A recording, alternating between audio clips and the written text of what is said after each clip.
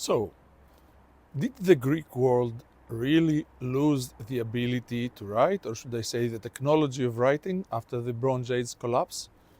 Let's have a look at this conventional, or should I say convenient, fairy tale. Let's have a quick look at the timeline of writing in the Greek world. Archaeological record only, no hypothesis.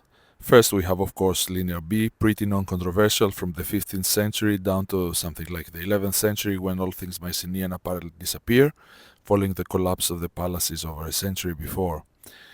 And then we have the alphabet that starts sometime around the 8th century, in the most conservative estimates, a bit more, a bit less, depending on who you read.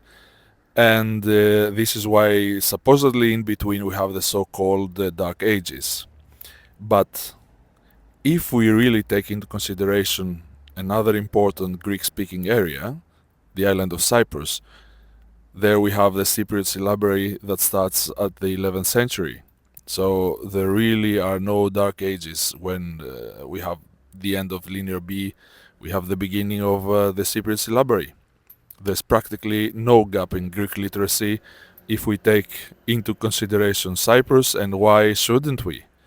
Note that I do not necessarily agree with all these dates, but I present them as the most conservative available. There are no dark ages for Greek literacy. Sorry, folks.